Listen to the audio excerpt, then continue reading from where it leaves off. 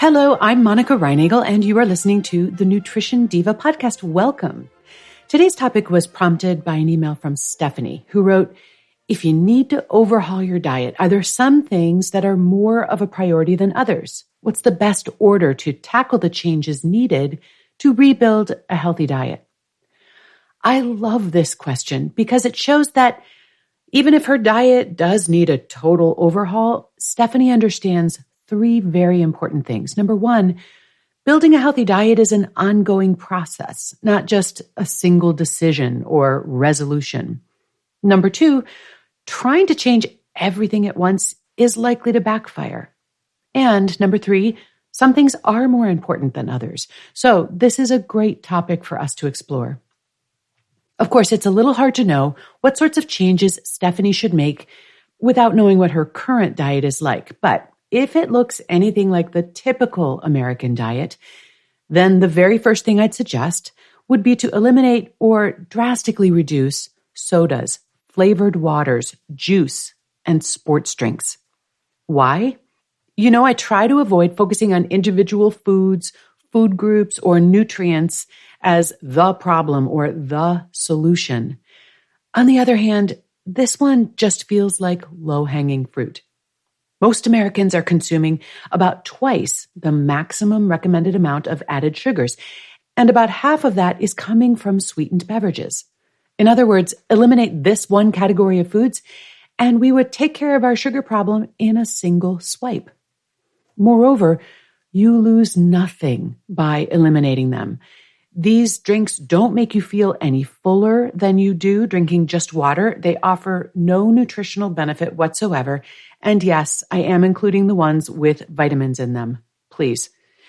And I will make an exception for sports drinks, but really only for folks who are engaging in intensive exercise for more than 60 minutes at a time or exercising in extremely hot or dry conditions. These guys really can benefit from the sugar and the sodium in sports drinks.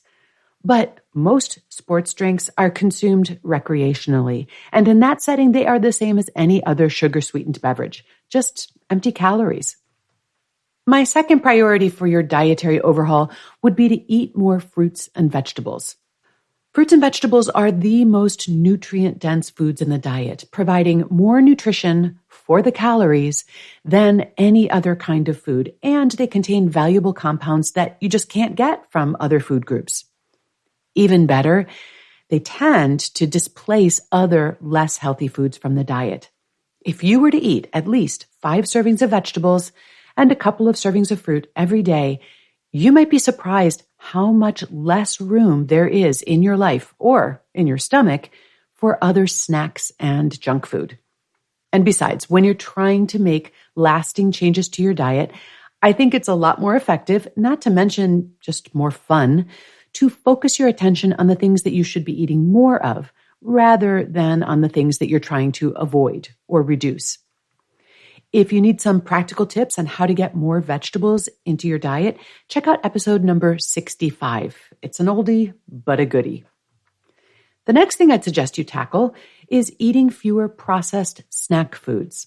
Now, I want to avoid painting all processed foods with the same brush. First of all, some forms of food processing are actually valuable, serving to make healthy foods safer, more convenient, and more nutritious. And let's be honest, not everyone has the time, the space, and other resources required to prepare all of our food from scratch. However, I think we could all benefit from limiting our consumption of highly processed and hyper-palatable snack foods. They don't add much nutrition to the diet, and they are notoriously easy to overconsume. And that's because they are literally engineered to override our better judgment. So if you want to reduce the amount of processed foods in your diet, I would suggest focusing on that snack category. Instead of chips and cookies, try snacking on whole fruit, raw vegetables, maybe with some hummus or some guacamole, a handful of nuts, a smear of nut butter, perhaps some string cheese or whole grain crackers. But do remember that even healthy snacks still need to fit into your daily budget for calories, sodium, sugar, and so on. So don't increase the quantity just because it's healthy.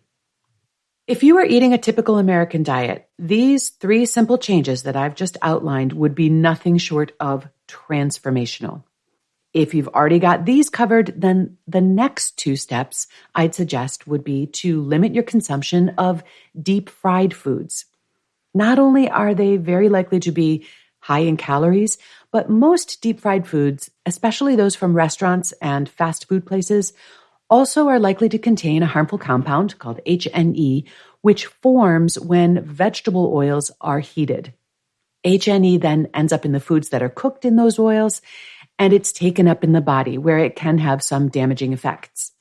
The longer or the more frequently you heat up oil, the more HNE it will contain. And that's why it's really not a good idea to reuse cooking or frying oil.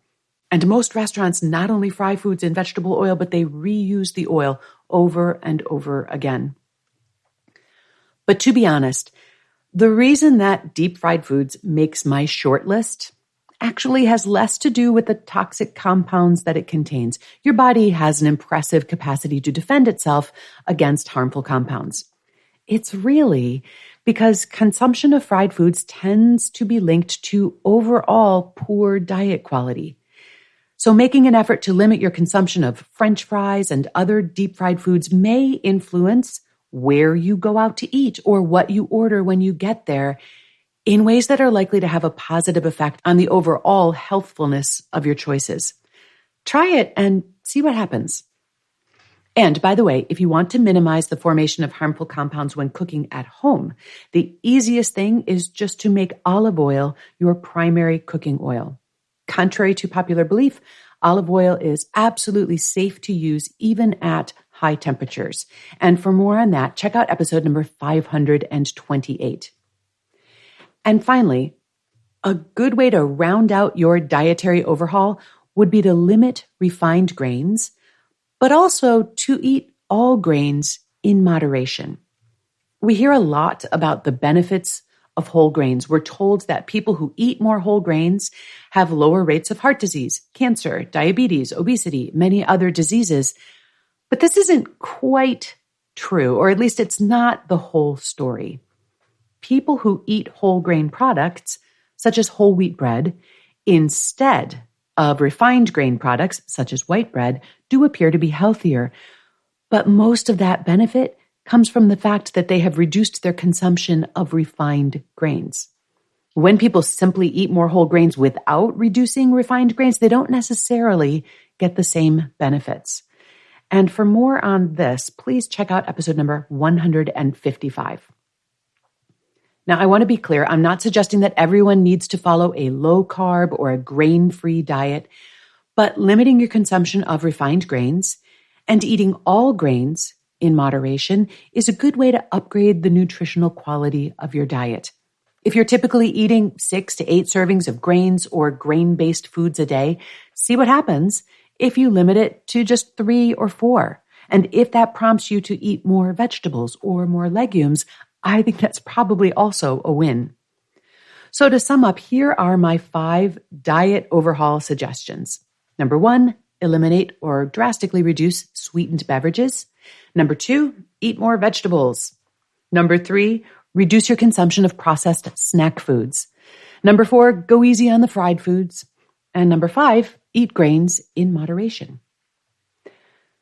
But what about all the rest? What about pesticides and hormones and plastics and acrylamide and high fructose corn syrup and phytates and all of the hundreds of other things that might be standing between you and dietary perfection? Well, you know what? If you've got the big stuff taken care of and you still have energy to tackle the little stuff, be my guest. You can find episodes on all of the topics I just mentioned and much more in our archives. But if you haven't taken care of the big stuff yet, I think focusing on all the little stuff is sort of a waste of energy.